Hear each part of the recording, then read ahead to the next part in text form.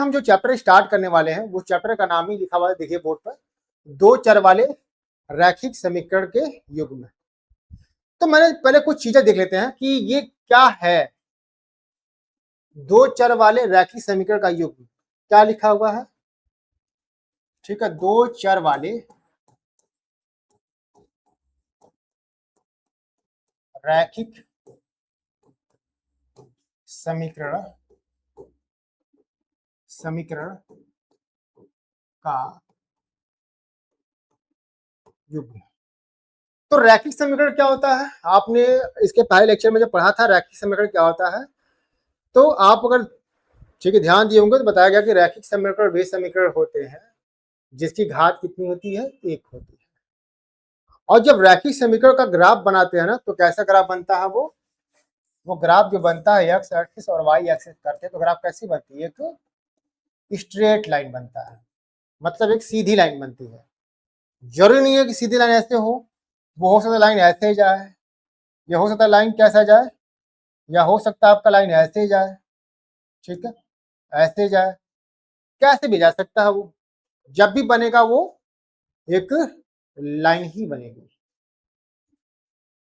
तो रैखिक समीकरण समझ में आया क्या बताएगा, रैखिक समीकरण मतलब क्या, क्या समझा रैखिक समीकरण का मतलब आपको, ठीक है, कि ऐसा समीकरण, रैखिक समीकरण मतलब ऐसा समीकरण जिसका जो हाईएस्ट है ना, जो अधिकतम जो घात है चर का, वो कितनी होनी चाहिए, एक होनी चाहिए। तो ये तो रैखिक समीकरण का मतलब हुआ। अच्छा बताओ, जैसे एग्जांपल लिया जाए, 2x-4 ठीक है बराबर 6, 3y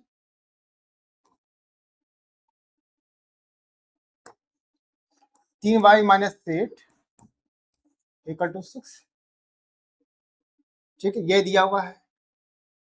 एक और ले लेते हैं, 3x + 4y बराबर 6। एक और ले लेते हैं, 7x² - 3x + 8 ले लेते हैं, ऐसे ले लिया जाएगा। एक ले जाएगा 2y - 3x² + 5 ले लेते हैं। अच्छा आपसे पूछा जाए कि बताओ इन सब में रैखिक समीकरण कौन कौन से हैं। क्या ये रैखिक समीकरण है, समीकरण का मतलब क्या हुआ, जब भी समीकरण की बात करेंगे हम, तो ध्यान दीजिए जब भी हम समीकरण की बात करेंगे तो उसमें इक्वल का चिन्ह आना ही आना चाहिए।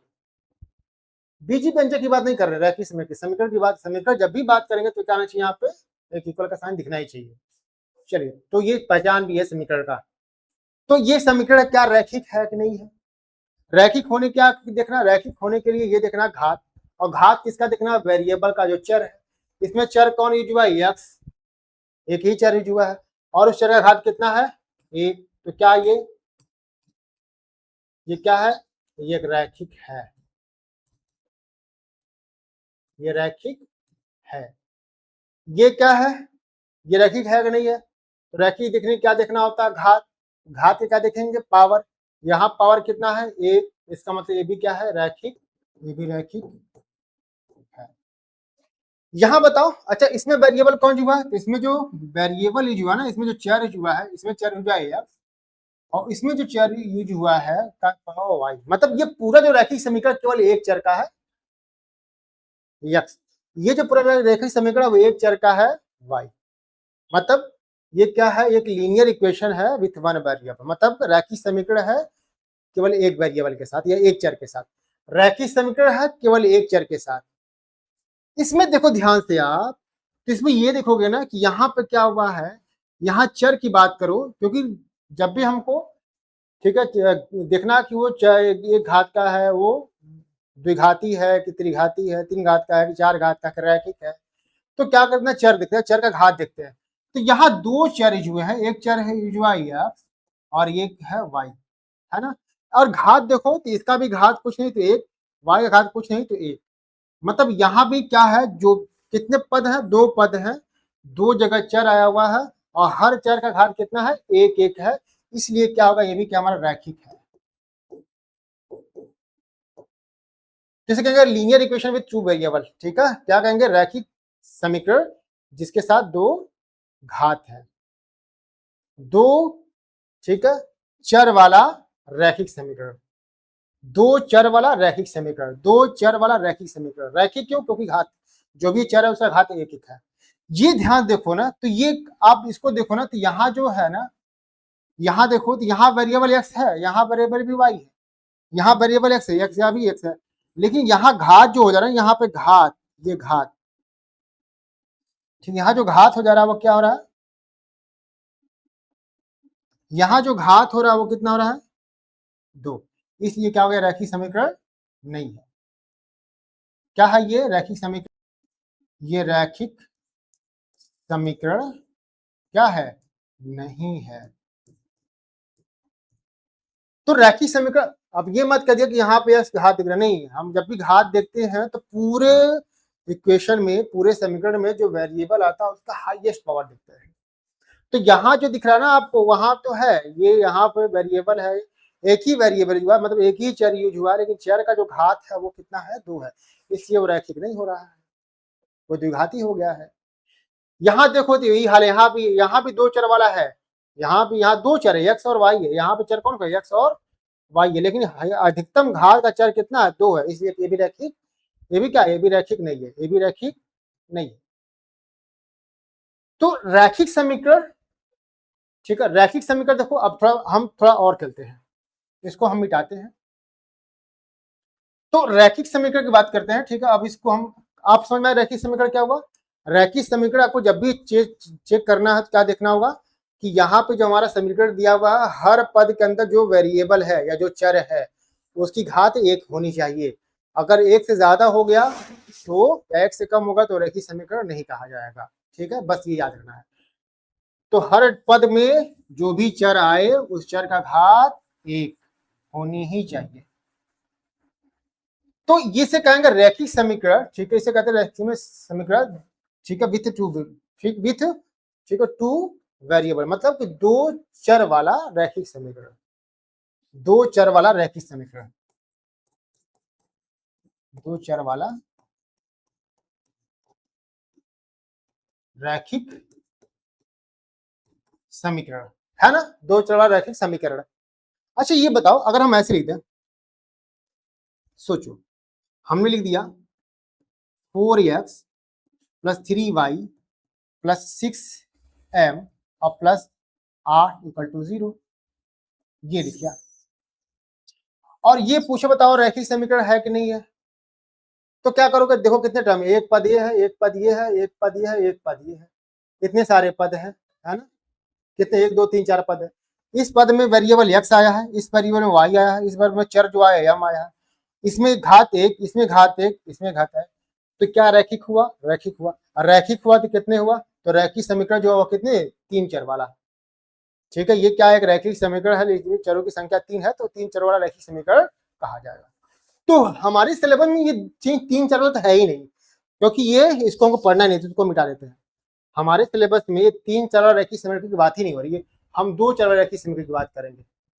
तो क्या आप समझ में आ गए, 2 चर वाले रैखिक समीकरण का मतलब क्या हुआ, 2 चर वाले रैखिक समीकरण का मतलब ऐसा समीकरण जिसमें प्रत्येक पद में आए हुए, ठीक है, चरों की घात 1 होनी चाहिए, उसे हम 2 चर वाला रैखिक समीकरण कहेंगे। जैसे हमारा ये, ठीक है, अब जरूरी नहीं है कि यहाँ एक्स ही वाई दे हमेशा, मैं आपको बार बार समझाता हूँ कि ठीक है, जरूरी नहीं है कि हम कहते तो आप मानो एक संख्या मानो, अब मैथ पढ़ रहे हैं तो हमको अब इस लेवल तक है कि मानने के लिए एक्स, तो मैक्सिमम हमारा जैसे यूज में एक्स होता है ना, तो माना वो संख्या एक्स है, माना वो संख्या वाई है, लेकिन ये कोई ऐसा नहीं रूल है, हार्ड एंड फास्ट रूल है, नहीं एक्स ही मानो, आप वाई ही मानो, आप एम मान सकते हो, जेड मान सकते हो, टी मान सकते हो, आर मान सकते हो, ठीक है, मतलब अगर यहाँ पे इसको, इसकी जरूरत हमको, इसकी जरूरत नहीं है, समझ गया आप। मतलब अगर कोई इसको ऐसे लिख दे 3m plus 4n equal to 6, तो ये भी वही लिखा हुआ है, बस यहाँ पे m और n यूज किया गया है, तो ये भी क्या, ये भी 2 चर वाला रैखिक समीकरण हो गया, ठीक है। तो ये तो समझ में आ गया 2 चर वाला रैखिक समीकरण, लेकिन वहां पे युग्म की बात किया जा रहा है, तो ध्यान दो, इसको हम मिटाते हैं, अब काम खत्म इसका। तो हमको इसकी बात नहीं की, ये हम ऑलरेडी हमारे क्लास से, ठीक है, लोअर क्लास में पढ़ चुका है। तो 2 चर वाला रैखिक समीकरण क्या होगा, अब देखो यहाँ पर क्या करेगा, मान लो एक समीकरण ये दिया, एक समीकरण दिया 2x माइनस 4y और इक्वल टू दे दिया, ठीक है, 4। तो बताओ क्या ये एक रैखिक समीकरण है बिल्कुल, क्योंकि यहाँ एक वेरिएबल है, यहाँ एक वेरिएबल है और हर वेरिएबल का घात एक एक है, इसका मतलब ये रैखिक समीकरण है, दो चर वाला रैखिक समीकरण। तो अगर इसकी बात करें, हम करें कि ठीक एक ये हो गया और एक ये हो गया, जब दो लोग आप मिलते हैं ना, ठीक है, हमने कहा पॉकेट खोलो, आपने पॉकेट दिया, आपके पॉकेट में ये भी रख दिया, आपके पॉकेट में ये भी रख दिया, कितना रख दिया, दो समीकरण हमने रख दिया, मतलब एक युग्म रख दिया, एक जोड़ा रख दिया। तो युग्म मतलब जोड़ा होता है। तो दो चर वाला रैखिक समीकरण मतलब कि दो समीकरण दिया रहेगा, दो समीकरण दिया रहेगा, दोनों रैखिक होंगे, ठीक है, और क्या होंगे उसमें, ठीक है, जो चर होगा वो दोनों चर सेम होंगे, जो चर इसमें होगा वही चर इसमें होगा। इतना समझ में आया, दो चर वाला रैखिक समीकरण का मतलब क्या हुआ। तो इसे साइमल्टेनियस इंग्लिश में कहते हैं simultaneous linear equation, simultaneous linear equation, ठीक है, दो चर वाले रैखिक समीकरण, ठीक है, कहते हैं साइमल्टेनियस लीनियर इक्वेशन। साइमल्टेनियस एक साथ वाले एक साथ होता है। तो अब इन दोनों को मिलाकर क्या किया गया, इन दोनों को हम लेकर कहेंगे क्या है, एक युग्म है किसका, दो चर वाले रैखिक समीकरण का। और हम इस पूरे चैप्टर में क्या करेंगे, इसी तरह के समीकरण पे हम क्या करेंगे, अध्ययन करेंगे, ठीक है, इसी तरह के समीकरण के अध्ययन करेंगे। तो क्या दो चर वाले रैखिक समीकरण मालूम चला आपको, हो गया। तो हमारे सिलेबस के अंदर क्या, अगर दो चर रैखिक समीकरण देगा उसके बेसिस क्या करना, क्वेश्चन को सॉल्व करना होगा। और हमको ये है कि हमको जो भी प्रश्न देगा ना, तो जो वेरिएबल पहले समीकरण में यूज किया रहेगा वही वेरिएबल दूसरे में भी यूज किया रहेगा, ठीक है। अक्सर यही होगा कि अगर इसमें एक्स वाई जो है तो इसमें एक्स वाई यूज किया होगा। ये भले से यहाँ नंबर अलग हो जाए, यहाँ नंबर अलग हो जाए, यहाँ संख्या कुछ हो, यहाँ संख्या कुछ हो, लेकिन जो जो चर इसमें यूज हुआ होगा वही चर इसमें भी यूज किया रहेगा, ठीक है। तो ये होगा दो चर वाले रैखिक समीकरण का। इसमें पढ़ना क्या है, ठीक है, इसमें ध्यान देखो। अच्छा चलिए इसको थोड़ा सा हम आगे चलते हैं, इसको हम मिटाते हैं, इसको हम थोड़ा सा इरेज करते हैं। सिंपल सा क्वेश्चन ले लेते हैं। अच्छा ये बताओ, अगर हम x प्लस वाई बराबर 4 लिखते हैं और x माइनस वाई बराबर 6 लिखते हैं, तो हमारा पहला समीकरण ये हो गया और दूसरा समीकरण ये हो गया, ठीक है, समझ रहे हो आप। पहला समीकरण ये होगा, दूसरा समीकरण आपका ये हो जाएगा। दोनों क्या है, लीनियर है, मतलब कि आपका रैखिक है। क्यों रैखिक है, अभी पीछे समझाया गया रैखिक क्यों है, ठीक। अच्छा ये बताइए कि अगर इसको हम क्या करना है, इसको ग्राफ प्लॉट करें, आप क्लास से ठीक 9 में ग्राफ प्लॉट करना समझे होंगे, क्या करना होता है, समीकरण एक, समीकरण एक, छोड़ो यहाँ पे भी हटाओ, पे अभी इतना नहीं, मतलब ये x प्लस वाई बराबर 4 दिया हुआ, x माइनस वाई बराबर 6 दिया हुआ है, कह रहा है कि इसका ग्राफ बनाओ। तो बताओ इसका ग्राफ कैसा बनेगा, इसका जो आलेख ड्रा करोगे, ग्राफ बनाओ, कैसा अलग ग्राफ बनेगा आपका, जाहिर सी बात, सी ग्राफ कैसे बनेगी, एक लाइन बनेगी। अच्छा एक बताओ, हमने एक पॉइंट यहाँ लिया, एक पॉइंट यहाँ लिया हुआ, ऐसे इधर बहुत सारे पॉइंट है, लेकिन ऐसा समझो कि दो पॉइंट यहाँ लिया हुआ, हमने इसके पॉइंट को भरना स्टार्ट किया, यहाँ भर दिया, ठीक है, फिर यहाँ भर दिया, फिर यहाँ गैप को भरा, फिर यहाँ गैप को भरा, यहाँ गैप को भरा, यहाँ गैप को भरा, यहाँ पर गैप को। तो ऐसे क्या करना है, इस पॉइंट का जो गैप है वो भरते जा रहा है, भरते जा रहा है, भरते जा रहा है। कौन सा फिगर बन रहा है, घटते जा रहा है, भरते जा रहा है, भरते जा रहा है, भरते जा रहा है, ठीक है, ऐसे भरते जाओ, ठीक है, ऐसे भरते जाओ, फिर गैपिंग, जितनी गैप है उसको भरते जाओ, भरते जाओ।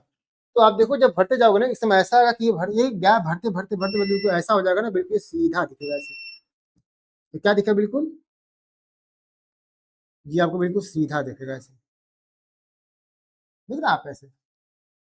ये थोड़ा सा ये अब यहाँ मत को लाइन ऊपर चलाएगा, कोई दिक्कत नहीं, थोड़ा एरर है, मशीन तो है नहीं तब बिल्कुल बना पाएंगे, लेकिन ध्यान देखिए कि लाइन जो होती है ना, लाइन, ये जो लाइन, ये लाइन क्या है, ये इनफाइनाइट, अनंत अनंत, ठीक है, बिंदुओं से बन की बनी हुई है, इतने सारे बिंदु इसको हम नहीं कर सकते, ठीक है। मतलब ये जो लाइन होगी, जब ग्राफ बनाओगे ना आप, ग्राफ ऐसे बनाओगे, ग्राफ मान लीजिए एक्स एक्सिस है और ये वाई एक्सिस है, और हमने एक ग्राफ प्लॉट किया, ऐसे ग्राफ प्लॉट किया, ये ग्राफ बना दिया किसी इक्वेशन का, मान लो ये इक्वेशन है ax1 plus by1 plus c equal to 0, ये दिया हुआ। अच्छा एक चीज थोड़ा सा मैं आपको क्लियर कर दूं कि जो व्यापक होता है, व्यापक समीकरण,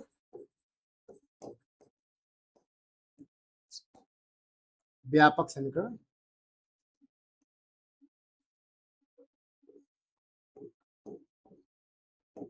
व्यापक समीकरण किसका? रैखिक, रैखिक का, ठीक है, रैखिक समीकरण का।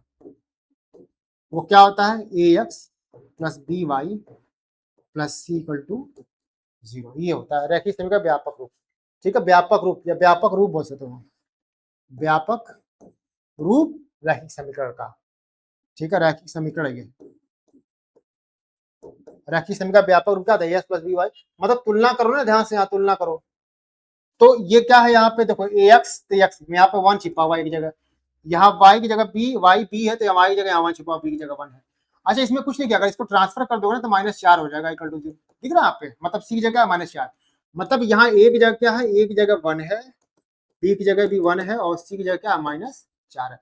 तो ऐसा ही ये है, इसी का मतलब फॉर्मेट कर सकते हो, फॉर्मेट जो है ना इसी जैसा है। ठीक है, मतलब अगर मान लो हम ए की जगह क्या रख दें, एक जगह 4 रख दें, बी की जगह क्या रख दें? 6 रख दें और सी की जगह -10 रख दें, तो क्या हो जाएगा? यहाँ पे ए की जगह 4 रखोगे तो 4x हो जाएगा, बी की जगह क्या रखना है तो बी की जगह 6 रखो तो 6y हो जाएगा, और सी की जगह -10 हो जाएगा। हो गया ना यहाँ पे व्यापक रूप, इसी बना हुआ है यहाँ पे। ठीक है, ये हो गया आपका व्यापक रूप, इसे कहते हैं व्यापक रूप।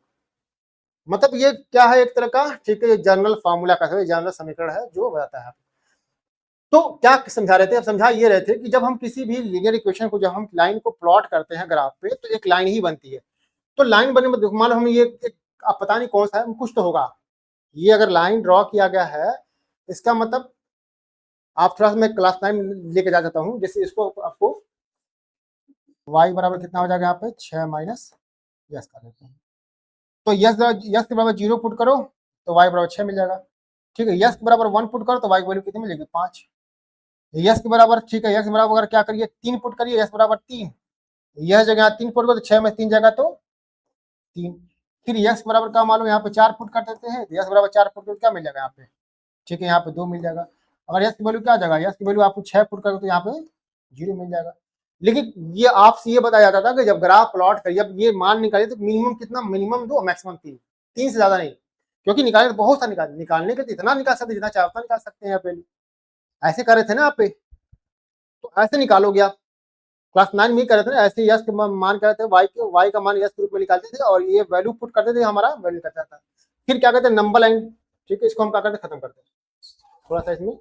फिर क्या करते थे? ऐसे नंबर लाइन बनाते थे, मतलब कि ग्राफ पे क्या करते थे? ग्राफ पर एक्स एक्सिस और वाई एक्सिस, एक्स अक्ष और वाई अक्ष खींचते थे, फिर प्लॉट करते थे ना आप, हमारी ये 1 2 3, ये 1 है, ये 2 है, 3 है, 4 है, 5 है, ऐसे 1 है, ऐसे 2 है, ऐसे 3 है, यहाँ -1 -2 -3, यहाँ -1, ये -2 माइनस, ऐसे था आप।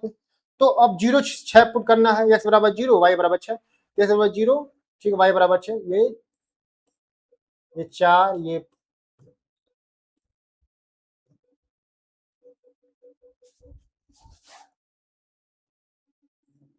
3, ये 2, ये 3, ये 4, ये 5, ये 6, ठीक है, ऐसे मान लो यहाँ पे 7, तो क्या आ गया यहाँ पे? कितना था? 0 और 6 है, तो यहाँ आएगा पॉइंट 0 6, ये वाला पॉइंट आ रहा था 0 6, मतलब ये पॉइंट 0 6 है ना। ऐसे ये 1 5 1 5, एक्स बराबर 1 पे 5 कितना जाएगा? एक्स बराबर 1 पे 5 यहाँ तक, ये वाला है एक्स बराबर 5 1 पे 5, मतलब एक्स बराबर 1 यहाँ पे और 5 यहाँ पे, ये आएगा ना पॉइंट, ये वाला पॉइंट। ठीक है, 3 3, तो 3 3 कहाँ आएगा? 3 3 यहाँ आ जाएगा, ये वाला पॉइंट हो जाएगा आपका 3 3 3, मतलब ये यहाँ से ये वाला पॉइंट हो जाएगा 3 3। ऐसे आता था ना आप, ये हमने लाइन नहीं खींचते थे, हम सिंपल ऐसे करते थे ना, ऐसे करते थे। 3 3 मतलब क्या? इसी के सामने ये 3, ये वाला पॉइंट, ठीक, ये पॉइंट होते थे। वैसे ही आप क्या करते? 4 2, तो 4 2 यहाँ पे आ जाएगा, 4 यहाँ पे 2 आएगा, यहाँ पे 4 2 ऐसे आता है, 2 के सामने 4 सामने। लेकिन जब इसको मिलाओगे अपने, इसको मिलाओगे तो क्या बनेगा? एक आपको ऐसे लाइन बनेगा, ठीक है, ये सॉरी यहाँ पे ये लाइन बनेगा, मैं ये हाथ से ड्रा कर रहा हूँ, जब ग्राफ प्लॉट करेंगे तो लाइन बनेगा। मैं क्या कह रहा हूं, मैं ये कह रहा हूं कि जब इस लाइन, जब ऐसे ही जितनी भी लीनियर इक्वेशन है, जितनी भी रैखिक समीकरण है, जब इसको ग्राफ पे बनाओगे तो ग्राफ क्या होगा, ऐसे आता जाएगा। तो अब ये बताओ, क्या यहाँ पॉइंट नहीं रहा होगा, यहाँ पॉइंट रहा होगा, यहाँ पॉइंट रहा होगा, यहाँ पॉइंट रहा होगा, यहाँ पॉइंट, हर पॉइंट रहा होगा, है ना। तो ऐसे क्या होगा, ऐसे बहुत सारे ऐसे पॉइंट होंगे जो इस लाइन पे होंगे, और हर पॉइंट का क्या निर्देशांक होगा, यस का, अक्ष का और वाई अक्ष का। तो कहने का मतलब है कि जब दो लाइन आपस में क्या करते हैं, जब किसी लाइन को, अगर लाइन के पूरे लाइन में कितनी लाइन कितने पॉइंट से बना हुआ है, इनफाइनाइट लाइन पॉइंट से बना हुआ है, ठीक है। तो अब बताओ, क्वेश्चन ये कहते हैं, एक क्वेश्चन बताते हैं, सिंपल से क्वेश्चन है, बताओ क्या x बराबर 3 y बराबर 2 इस लाइन पर आएगा। चेक कर लो, कैसे चेक करोगे, क्या x बराबर 2 y बराबर 6 इस लाइन पे आएगा, कैसे चेक करोगे, चेक करो। तो x बराबर क्या करना है, यहाँ पे ये दिया ना, x प्लस वाई बराबर 6, तो लेफ्ट हैंड साइड रखो, लेफ्ट हैंड साइड क्या है, आप left hand, x plus Y बराबर, x वैल्यू कितनी है 3, y वैल्यू है 2, 5, आ रहा है, नहीं आ रहा है, ठीक है, बिल्कुल नहीं आ रहा है, राइट हैंड साइड के बराबर आ ही नहीं रहा है, मतलब करा ये लाइन इस पे नहीं आया। अगर इसकी ये पुट करने पे 6 आ गया होता, तब ये इस लाइन पर आता, इस वाली लाइन पर आता, इस वाली लाइन पर आता, लेकिन ये जो लाइन इस पे आती, ये वाली लाइन रख, यही लाइन रखा गया ना यहाँ पे, लेकिन नहीं आ रहा है। तो जरूरी है कि हर एक पॉइंट, ठीक है, हर एक पॉइंट क्या हो, या जो भी कोऑर्डिनेट, जो भी निर्देशांक हो, वो क्या हो, वो लाइन पे लाई करे हो। अगर वो उस लाइन पर आएगा तब तो ठीक है, नहीं आएगा तो उस इक्वेशन को सेटिस्फाई ही नहीं करेगा, संतुष्ट नहीं करेगा। कह सकते हैं कि x बराबर 3 y बराबर 2 इस समीकरण का सोल्यूशन नहीं है, इस समीकरण का हल नहीं है। क्यों नहीं हल है, क्योंकि वो सेटिस्फाई ही नहीं किया उसका। इसका मतलब क्या हुआ कि ये जो 3 और 2 है ना, इसका हल नहीं है। अच्छा, एक और करते हैं, अगर पूछा जाए x बराबर, हटाओ यहां से, थोड़ा सा इधर लेते हैं, यहाँ पे x बराबर 12 और y बराबर -6 ले लेते हैं। अब देखते हैं, क्या एक क्वेश्चन है, x प्लस वाई बराबर 6, लेफ्ट हैंड साइड ले लेते हैं। लेफ्ट हैंड साइड क्या है इसका, left hand side x plus Y, यह जगह 12 रखना, y जगह का रखना -6, तो 12 -6 कितना हो गया, 12 -6 बराबर 6, देखो आ गया ना। ये क्या है, ये राइट हैंड साइड ही तो था इसके, ये दायां पक्ष क्या था इसका, 6 ही था। इसका मतलब क्या हुआ कि ये जो, ठीक है, हमारा ये जो हमारा, ठीक है, 12 -6 है, वो क्या है, इस समीकरण का एक, ये जो समीकरण है ना हमारा, ये वाला समीकरण, इसका एक हल है, ये सेटिस्फाई कर रहा है, ठीक है। तो इस तरह से कह सकते हो कि जब ये आप नंबर लगाओ जगह, इस समीकरण के बहुत सारे हल होंगे। ये जो समीकरण एक ही सिंगल लाइन है, इस सिंगल लाइन, इसके बहुत सारे होंगे, इनफाइनाइट पॉइंट इसके होंगे, जिसके नीचे लाई करेंगे, इसका सोल्यूशन होगा, ठीक है। समझ लो मैं क्या कर रहा हूँ, तो मैं क्या रहा हूँ, देखिए मैं पढ़ा क्या रहा हूँ यहाँ पे। तो अगर दो है, ठीक है, दो समीकरण है, ठीक है, और उन दोनों समीकरण को प्लॉट करो, इसको मिटा देना। मतलब यहाँ आप ये समझिए कि अगर एक हम लाइन ड्रॉ करते हैं ऐसे, तो उस लाइन पे क्या होगा, बहुत सारे पॉइंट आएंगे, और वो पॉइंट इसके क्या कहेंगे, हल कहे जाएंगे, ये इसका हल है। उस सब एक समीकरण के लिए बात कर रहे हैं यहाँ पे। लेकिन अगर मान लो हम ऐसे कह दें, ठीक है, इसको मिटाते हैं, अगर हम ऐसे कह दें, एक दूसरा समीकरण ले लें, चलो इसको मिटाते हैं आप,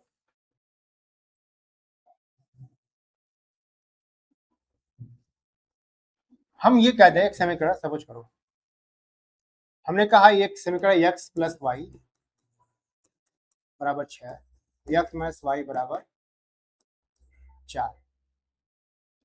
हम करें, बताओ ऐसा कौन से x और y के मान होंगे, x का मान ऐसा और y का ऐसा कौन सा मान होगा, मतलब कौन मान होगा, ऐसा कौन सा मान होगा, जब इसमें और इसमें रखा जाए ना, तो इसको भी क्या करे, संतुष्ट करे, और इसको भी संतुष्ट करे। संतुष्ट करने मतलब क्या होगा, वो इसका भी हल हो और इसका भी हल हो। इसका मतलब क्या समझ में आ रहा है, कुछ समझ में आ रहा है आपको, कोई दिमाग काम कर रहा है कि क्या कह रहे हैं आप, कि हम कह रहे हैं कि यह बताओ कि ये समझ में, एक का निकालना तो बहुत आसान है, केवल एक का निकालना हो, x प्लस वाई बराबर 6, तो बोल सकते हो ना, यहाँ पे 1 रख दो, यहाँ 5 रख दो, हो गया, मतलब इसका एक हल हो गया 1,5 हो जाएगा, और इसका एक हल हो सकता क्या होगा, इसका एक x बराबर 1 रख दो, y बराबर 5 रख दो, देखो 6 आ गया ना। तो एक हल तो यही हो गया 1,5, यह जगह ये y। दूसरा हल क्या हो सकता है, 2 और 4 रख दो, यह जगह 2 और y की जगह क्या रख दो, y की जगह 4 रख दो, तब भी हो जाएगा 2,4। ठीक है, 2,4 ये भी हल हो जाएगा। अच्छा, बहुत सारे निकाल सकते हो आप, चाहे जितना निकाल सकते हो, लेकिन मेरा ये क्वेश्चन नहीं है, मेरा ये क्वेश्चन ये है कि ऐसा कौन सा पॉइंट है, ऐसा कौन से दो नंबर है x और y के को इसको भी रखने पर सेटिस्फाई कर दे और इसको भी रख दे। जैसे मान लो तो दिमाग में आ गया, चलो ठीक है x बराबर रखते हैं, x बराबर 4 रख लेते हैं, y बराबर 2 रख लेते हैं, चलो रखो। अगर x बराबर 4 रखोगे यहाँ पे ना, अगर इसमें देखो, अगर इस वाले में आप x बराबर 4 रखोगे, ठीक है, x बराबर 4 और y बराबर 2 क्या हो जाएगा, अच्छा, मतलब राइट हैंड साइड के बराबर आ गया, मतलब ये तो है बिल्कुल, ये x बराबर 4 y बराबर 2 इसका एक हल है, मतलब इसका एक संतुष्ट कर रहा है। अब इसमें रखो, ठीक है, दूसरे समीकरण में, दूसरे में रखो, यहाँ पे x बराबर क्या रखना 4 और y बराबर रखो 2। अब इसको सॉल्व करो, कितना आ गया, इसको सॉल्व करो, कितना दोगे, क्या 2 4 के बराबर हो रहा है, क्या राइट हैंड साइड के बराबर हो रहा है, तो आंसर है नहीं हो रहा है। इसका मतलब क्या हुआ कि x बराबर 4 जो है और y बराबर 2 केवल इसके हल है, इसके हल नहीं है। ठीक है, इसके हल है, इसके हल नहीं है। तो क्या ऐसा पॉइंट होगा, आप सोच बताइए, क्या ऐसा पॉइंट होगा, ठीक है, जो इसको भी सेटिस्फाई करे, इसको भी सेटिस्फाई करे, और वो पॉइंट होगा तो कौन सा होगा, ये भी क्वेश्चन है। चलिए थोड़ा, अब अगर आप ये समझोगे तो तुरंत बताएंगे ठीक क्या होगा, चलो बताते हैं आप। 4 बराबर x माइनस वाई बराबर 4, इसका लॉजिक मतलब हुआ कि अगर हम ग्राफ प्लॉट करो ना ऐसे, तो देखो ये भी लीनियर है, मैं एक्चुअल मैं ग्राफ प्लॉट नहीं कर रहा, बस समझाने के लिए प्लॉट कर रहा हूँ, ठीक है, तो आपको क्लियर हो क्या हो। जब इसको प्लॉट करोगे तो क्या होगा, ये प्लॉट करो तो कहीं ना कहीं जाएगा, ऐसे समझ कैसे जाएगा, सपोज करो ऐसे जाएगा, ठीक है। अब एक्चुअल प्लॉट करोगे कुछ आएगा, और इसको भी प्लॉट करोगे तो ये भी कहीं नहीं आएगा। तो सपोज L1, मतलब ये मान लो लाइन x प्लस वाई बराबर 6 है, और ये जो लाइन है x माइनस वाई बराबर 4 वाला है। जब दोनों लाइन क्या होंगे, जब दोनों लाइन ये प्लॉट करोगे तो ये भी क्या होगा, बहुत सारे पॉइंट से बना होगा, बहुत सारे पॉइंट से बना होगा, ठीक है, ये जो लाइन होगा बहुत सारे पॉइंट से बना होगा ना। और वैसे ही क्या होगा, वैसे ही ध्यान देखो, तो वैसे ही, ठीक है, ये वाला जो लाइन है ये वाली, ठीक, ये भी क्या होगा, बहुत सारे पॉइंट से बना होगा, बहुत सारे पॉइंट से बना होगा। पॉइंट आएगा जो यहाँ प्रतिच्छेदित करेगा, तो ये जो पॉइंट है इस लाइन पे भी है और इस लाइन पे, मतलब यही जो पॉइंट है ना, वो इसका भी हल है और इसका भी हल है, ठीक है, इसका भी हल है, ठीक। तो ये चीजें हमको अभी आगे और डिस्कस करेंगे बढ़िया से, ठीक है। ये अगर हल निकालना हो तो ये हल की बात हो रही है, दो समीकरण दिया हो उसका हल की बात किया जाएगा, तो हम ऐसे हल करेंगे। तो एक मेथड इसको ग्राफिकल मेथड कहते हैं, कि ग्राफ के माध्यम से हम किसी चीज हल कर सकते हैं। तो ये तो हम लीनियर इक्वेशन कैसे सॉल्व करते ये बता रहे हैं ना, लेकिन एक्चुअल में है क्या लीनियर इक्वेशन, क्या इसका दैनिक जीवन में यूज है, ये भी तो आना चाहिए आपको। तो ये समझ में आया आपकी क्या मतलब हुआ व्यापक हल का, इसका हल का मतलब क्या हुआ कि एक ऐसा पॉइंट जो इस लाइन पे बिलाई कर और इस लाइन पे बिलाई कर, वही पॉइंट क्या होगा ना, वही पॉइंट मतलब यस और वाई का वह मान, वो इसका भी हल होगा और इसका भी हल होगा, दोनों को सेटिस्फाई करेगा। लेकिन जरूरी नहीं है, ध्यान दीजिए थोड़ा सा, मैं आप और डिटेल, थोड़ा सा और डिटेल सिचुएशन है, एक बार ये पहला सिचुएशन हो गया आपका। तो जब क्या कर रहे हैं, इसको कट कर रहे हैं, इसको मतलब ये प्रतिच्छेदित कर रहे हैं, ये प्रतिच्छेदित कर रहे हैं, क्या मतलब हुआ, इसको इंटरसेक्ट कर रहे हैं, इंग्लिश में कहते हैं इंटरसेक्ट करना, और कॉमन लैंग्वेज कहते हैं कट कर रहे हैं इसको, जनरली बोलते कट करें इसको, मतलब इसको काट रहे हैं कहीं ना कहीं, तो कहा काट कर उसका पॉइंट होगा। जरूरी नहीं है कि जब आप ग्राफ प्लॉट करो ना, ध्यान सुनो बेटा, ठीक है, आप जरूरी नहीं है, ध्यान दीजिए, जरूरी नहीं है जब ग्राफ प्लॉट करो दो लाइन का तो हमेशा लाइन को कट ही करे, हो सकता है क्या हो कि पहली लाइन क्या हो ऐसे चली जाए और दूसरी लाइन भी क्या हो, ठीक है, वो ऐसे चली जाए। मतलब क्या समझ में आया, एक्स एक्सिस और वाई एक्सिस। मतलब ये समझ में आया कि ये लाइन L1, इसको L1 मान लेते हैं, ये जो लाइन L1 है और ये जो लाइन कौन सा है, ये जो लाइन हमारा, ठीक है, ये लाइन L2 है। यहाँ दोनों लाइन क्या हो रहा है, ये दोनों लाइन तो ड्रॉ किया, लेकिन ये लाइन क्या है, समानांतर है। मतलब समानांतर समझते हो ना, ये थोड़ा सा सही नहीं बना, लेकिन समानांतर मान लो। समानांतर मतलब अगर इसको ठीक बढ़ाते जाओ कहीं पे कट नहीं करेगा, ऐसे बाया तरफ इसके बाया पक्ष बढ़ाते जाओ इसको, ये भी कहीं कट नहीं करेगा। मतलब ये दोनों इससे कट ही नहीं करेंगे। तो बताओ इसका कोई हल होगा क्या, इसका कोई हल होगा? हल कब होता है, जब क्या दोनों इसको प्रतिच्छेदित करती है। परिच्छेद मतलब कट की, और कट करे मतलब कि ये ऐसा पॉइंट आया जो पॉइंट इस लाइन पे भी लाई करता है, इस लाइन पॉइंट लाई करता है, वो इसका हल हुआ। लेकिन इस केस में क्या हो रहा है, इस केस में कट ही नहीं रहा है, मतलब इसका हल ही नहीं होगा। तीसरा केस ऐसे बन जाएगा, इसको मिला लेते हैं। तीसरा केस ये बन जाएगा, सपोज करिए हमारा ये एक्स एक्सिस, ठीक है, एक्स एक्सिस और वाई एक्सिस है, दिस एक्स एक्सिस और ये वाई एक्सिस है। हमने क्या किया, ग्राफ प्लॉट किया, ठीक है, हमने ग्राफ प्लॉट किया लाइन L1 का। तो लाइन L1 का ग्राफ ऐसे आ गया, ठीक है, ऐसे आ गया, ये लाइन L1 है। और हम क्या किए, लाइन L2 प्लॉट किए, ठीक है, लाइन L2 प्लॉट किए, लाइन L2।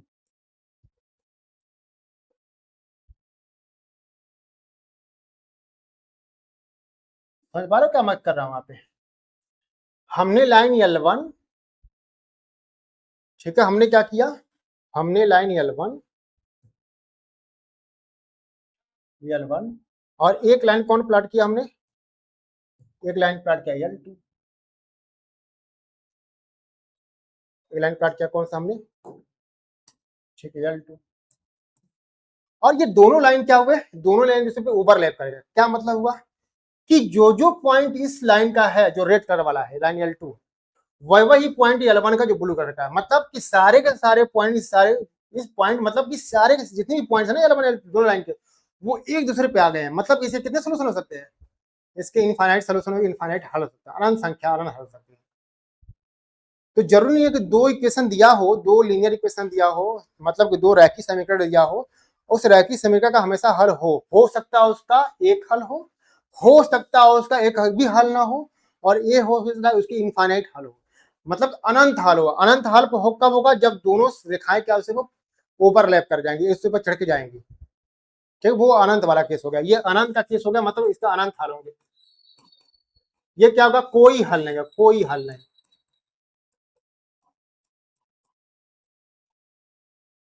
ठीक है। ऐसे क्या हो जाएगा, केवल एक हल, केवल, ठीक है, एक हल होगा, ये हो गया, समझ रहे हो?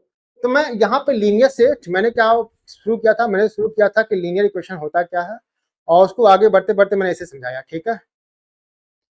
तो हम क्या जान रहे हैं कि अगर दो, ठीक है, समीकरण दिया हो, रैखिक समीकरण दिया हो, तो उस रैखिक समीकरण, हर जितने भी रैखिक समीकरण होते हैं वो इनफाइनाइट पॉइंट से बने होते हैं, या और भी समीकरण लाइन लाइन इनफाइनाइट पॉइंट से बने होते हैं, ठीक है। और वो हर एक पॉइंट जो होता है ना, किसी समीकरण का एक हल होता है। लेकिन अगर दो समीकरण दिया हो, तो दो समीकरण का हल वही पॉइंट होगा जो दोनों पे आएगा, ठीक है, दोनों लाइन पे आएगा। जैसे ये बिंदु क्या है, ये दोनों पर ये क्या होगा। लेकिन ये तो समझ में आ गया कि हल क्या होता है, ठीक है, एक मेथड निकालने का, ठीक है। मतलब क्वेश्चन ये दिया जाए कि आप करो, कि आप क्या करो कि ऐसे समीकरण दिया करा, इसको बताओ, इसके हल निकालो। मतलब ये दो समीकरण का हल निकालो, तो क्या करते हैं, ग्राफ प्लॉट करके हम निकाल सकते हैं। ये ग्राफिकल मेथड है, दो रैखिक समीकरण को हल निकालने का ग्राफिकल मेथड है, ठीक है। तो इसके और भी मेथड है, ये एक मेथड हो गया हल निकालने का। अब थोड़ा ध्यान दीजिए, तो अगर दो लीनियर इक्वेशन दिया है तो उसके हल निकालने का कौन कौन सा मेथड हुआ, ग्राफिकल मेथड, विधि, प्रतिस्थापन विधि, प्रतिस्थापन विधि, ठीक, तीसरा विलोपन विधि, विलोपन विधि। मैं ये सारे चीज अभी आगे मैं स्लाइड में दिखाऊंगा, ठीक है, इसलिए आपको इतने नोट की जरूरत नहीं है, ठीक है। आगे जो मैं दिखाऊंगा तो आप नोट कर लीजिएगा, बस आप रिवाइज करते रहिए। और तीसरा ब्रज गुणनखंड विधि।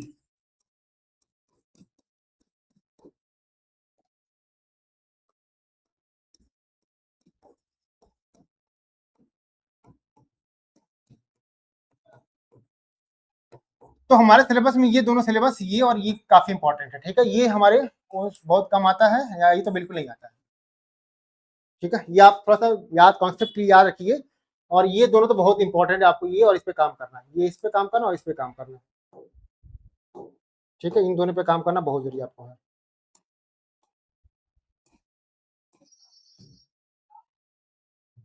ठीक है, ये तीनों पे काम करना आपको। तो मैंने अभी आपको ग्राफिकल मेथड बताया, ग्राफिकल मेथड कैसे प्लॉट करते हैं। ठीक है, जहां पर इंटरसेक्ट करता है आप, ऐसे प्रतिस्थापन विधि होता है, विलोपन विधि होता है, ब्रजगुणन विधि। मैंने ये इसलिए बताया, मैं क्या केवल आपके कॉन्सेप्ट को बिल्ड करने के लिए, कॉन्सेप्ट आपका क्लियर हो जाए क्या मतलब होता है वो करने के लिए गया। लेकिन मैं इस पे अभी आगे बात करूंगा, इस पे भी आगे बात करूंगा, इस पे आगे बात करूंगा, इस बात करूंगा।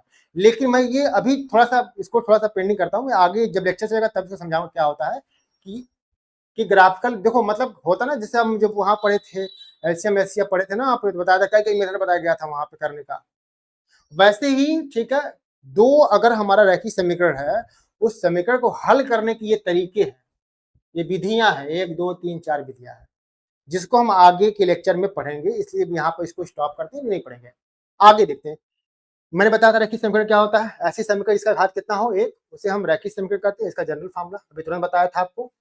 ठीक है, यहाँ पे A1 B1 C1 A2 B2 C2 ऐसे है। ठीक है, ओके।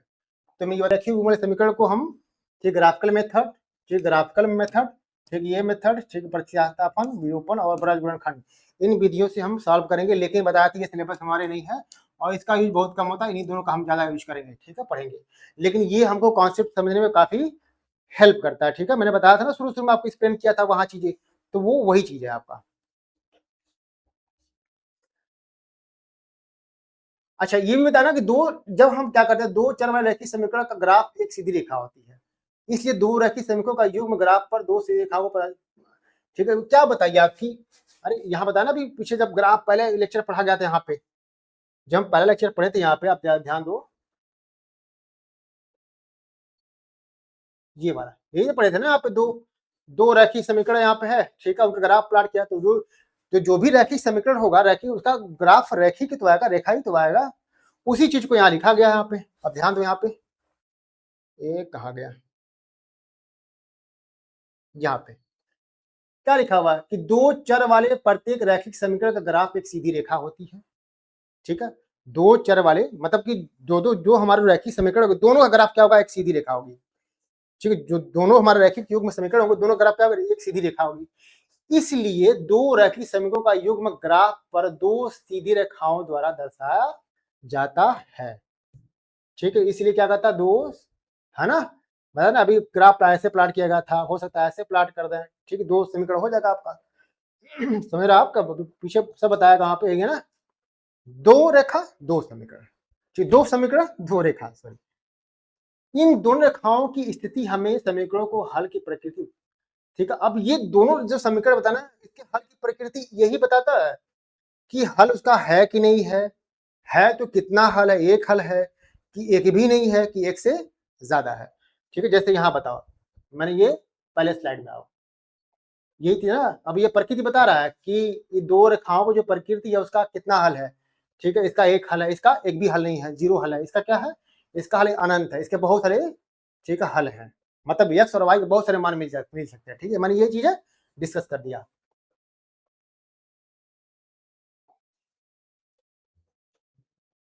ये हो गया।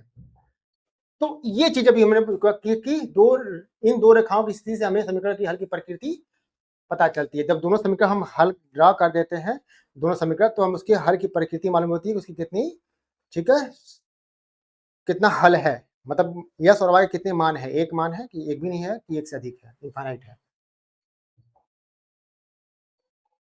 देखो दो, अब यही जो पीछे कि याद है ना आप कि अगर दो, अगर मान लो यहाँ प्लॉट करते हो आप, तो हो सकता है कि एक लाइन ऐसे हो जाए और एक लाइन ऐसे हो जाए, दोनों कहीं ना कहीं हल करें, ये मान लो ये वाला लाइन है, ये L2 हो जाएगा।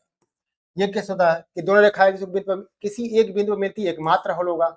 समांतरों का ये वाला केस ये हो गया, आपका बताया था तुरंत ये वाला केस कि हो सकता है कि ये लाइन जो हो ऐसे हो, दूसरी लाइन भी ठीक ऐसी हो जाए, दोनों इसके कुछ L1 लाइन L2 है, दोनों क्या हो जाएंगे, समानांतर हो जाएंगे। जब समानांतर हो जाएगा तो कोई हल नहीं होगा इसका। ठीक है, तीसरी क्या हो जाएगा, संपाती हो जाएगी, संपाती कहते हैं ओवरलैप होना, बताया था ना कि एक लाइन क्या हो ऐसा हो जाए, दूसरी लाइन भी इसी के ऊपर आ जाए ऐसे। मैं हमेशा इधर बना रहा हूँ, जरूरी नहीं है कि हमेशा हो सकता है कि ऐसे हो जाए।